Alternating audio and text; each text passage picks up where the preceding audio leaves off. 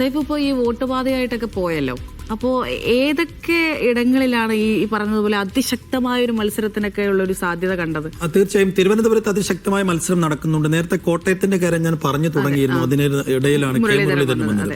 ഇപ്പൊ കോട്ടയത്തെ സവിശേഷമായൊരു തെരഞ്ഞെടുപ്പ് ചിത്രത്തിലേക്ക് വന്നാൽ അവിടെ കാലങ്ങളായി കേരള കോൺഗ്രസും കൂടി ചേർന്നുള്ള മുന്നണിയുടെ ആധിപത്യമായിരുന്നു. 2020 മുമ്പ് കേരള കോൺഗ്രസ് എമ്മും മാണിയും LDF-ലേക്ക് വരുന്നു. ആ LDF-ലേക്ക് വന്നതിന് ശേഷമുള്ള ആദ്യത്തെ തദ്ദേശ തെരഞ്ഞെടുപ്പ് 2020 നടന്നത്. അതിൽ UDF-ന്റെ എന്ന് വെച്ചാൽ കേരള കോൺഗ്രസ് എമ്മും കോൺഗ്രസും ചേർന്ന UDF-ന്റെ കോട്ടകളെല്ലാം കഴിഞ്ഞ കുറെ ഇളകിയിരുന്നു. നഗരസഭയാവട്ടെ ഇപ്പോൾ നാസിഫലി മാധ്യമങ്ങളാണ്. നമ്മുടെ ജനാധിപത്യ സിസ്റ്റത്തിൽ ഒരുപാട് വിശ്വാസമുള്ള ഒരാൾ കൂടിയാണ് ഞാൻ. അപ്പോൾ തീർച്ചയായിട്ടും എന്റെ അവകാശം നിറവേറ്റിയതിനു ശേഷം മാത്രമേ ഞാൻ അഭിപ്രായം പറയാറുള്ളൂ. അപ്പോൾ എന്തായാലും ആദ്യത്തെ മുനിസിപ്പൽ ഇലക്ഷന് വോട്ട് ചെയ്ത് തന്നെ ആരംഭിക്കാം. തിരക്കുള്ള ദിവസമായിരുന്നു.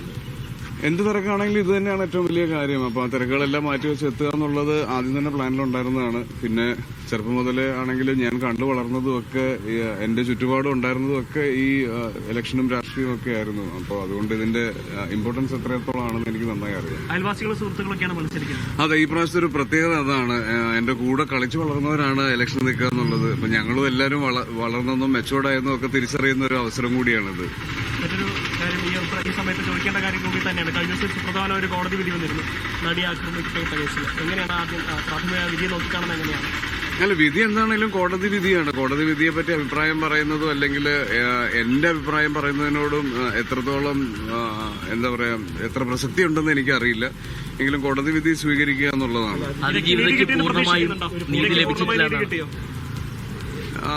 പറഞ്ഞാൽ ഈ അവസരത്തിൽ എനിക്കത് അറിയില്ല എന്ത് പറയണമെന്നുള്ളത്. പക്ഷെ കോടതി വിധിയെ തീർച്ചയായിട്ടും മാനിക്കുന്നു. അതിനെപ്പറ്റി അഭിപ്രായം പറയുന്നത് കോടതി നിന്നയായിട്ടാണ് എനിക്ക് തോന്നുന്നത്. കോടതിക്ക് ശിക്ഷിക്കപ്പെടണം എന്ന് കോടതി മനസ്സിലാക്കിയവരെല്ലാവരും ശിക്ഷിക്കപ്പെട്ടിട്ടുണ്ട്. ഒരു കാലത്ത് ശക്തമായ നിലപാടെടുത്തതാണ്, അതിജീവിതയ്ക്കൊപ്പം ഉറച്ചു നിന്നതാണ്. അപ്പൊ ആ ഒരു പിന്തുണ ഇപ്പോഴും പിന്നെ ഏത് സമയത്തും അതിജീവിതരോടൊപ്പം തന്നെയാണ്. തീർച്ചയായും പിന്തുണയുണ്ട്. ഇപ്പം ശിക്ഷയെക്കുറിച്ചോ അല്ലെങ്കിൽ വിധിയെക്കുറിച്ചോ ഒന്നും അഭിപ്രായം പറയാനുള്ള ആളല്ല ഞാൻ. തീർച്ചയായിട്ടും അവരോട് സംസാരിച്ചിരുന്നു വിധി വന്ന ശേഷം? ഇല്ല, സംസാരിക്കാൻ കഴിഞ്ഞിട്ടില്ല. ഞാൻ യാത്രയിലായിരുന്നു, നേരെ തൊടുപുഴയിലേക്ക് വരുമായിരുന്നു. അവർ തൽക്കാലം അവർ പ്രതികരിച്ചിട്ടില്ല. ഇല്ല, ആരും പ്രതികരിച്ചിട്ടില്ല. അപ്പൊ തീർച്ചയായിട്ടും അവരുടെ പ്രതികരണം നേരിട്ട് തന്നെ അറിയിക്കുന്നതായിരിക്കും ഞാൻ എന്നിലൂടെ പറയുന്നതിനേക്കാൾ നല്ലതാണ്. അമ്മ പോലും ശക്തമായ ഒരു നിലപാട് പുറത്തിറക്കിയിട്ടുള്ള ഒരു ഫേസ്ബുക്ക് വാർത്താക്കുറിപ്പിൽ കൂടെയാണ് കാര്യങ്ങൾ വിശദീകരിച്ചത് എക്സിക്യൂട്ടീവിന് ശേഷം.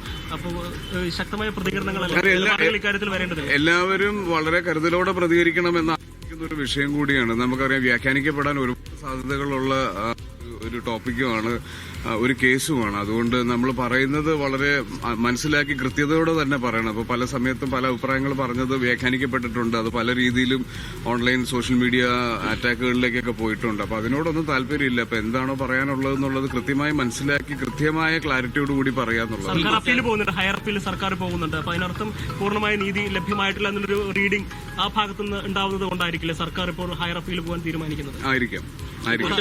തിരിച്ചുവരവ്, സിനിമയിലേക്കുള്ള തിരിച്ചുവരവിനുള്ള ഒരുക്കങ്ങൾ നടക്കുകയാണ്. ഇപ്പൊ പ്രൊഡ്യൂസേഴ്സ് അസോസിയേഷനിലേക്ക് തിരിച്ചെടുക്കാനുള്ള വരുന്നു, അമ്മയിലേക്ക് ഉടനെ തിരിച്ചെടുക്കുന്ന സൂചനകൾ വരുന്നു. എങ്ങനെയാണ് അതിനെ കാണുന്നത് ഈ തിരിച്ചുവരവ്?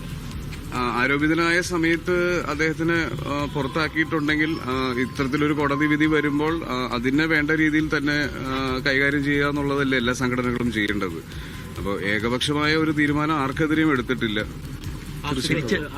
നിങ്ങൾ എടുത്തൊരു നിലപാടുണ്ട് ഈ പ്രശ്നങ്ങളുണ്ടായ ഘട്ടത്തിൽ മമ്മൂട്ടിയുടെ വീട്ടിൽ വെച്ച് നടന്നൊരു ഞാനന്ന് എക്സിക്യൂട്ടീവ് കമ്മിറ്റിയിൽ ഉണ്ടായിരുന്നതാണ്. അപ്പൊ അന്ന് എടുത്ത ഒരു നിലപാട്, ആ നിലപാടിൽ തന്നെയാണ് ഉറച്ചു നിൽക്കുന്നത്. അന്ന് എടുത്തത് തീരുമാനങ്ങളെല്ലാം ശരിയായിരുന്നു എന്ന് തന്നെ. ഉറച്ചു നിൽക്കുക എന്ന് പറഞ്ഞാൽ അതിജീവിതയ്ക്ക് നീതി ലഭിക്കണം എന്നുള്ളതാണ്, രക്ഷിക്കപ്പെടണം എന്നുള്ളതിലല്ല. എന്റെ സഹപ്രവർത്തകയാണ്, എന്റെ വളരെ അടുത്ത സുഹൃത്താണ്. അപ്പൊ അവർ ഇങ്ങനെ ഒരു കാര്യം സംഭവിച്ചിട്ടുണ്ടെങ്കിൽ അതിനിപ്പോ എന്ത് പകരം കൊടുത്താലും മതിയാവില്ല. എങ്കിലും അതിന് കൃത്യമായ ഒരു നീതി ലഭിക്കണം എന്ന് മാത്രമേ ഞാൻ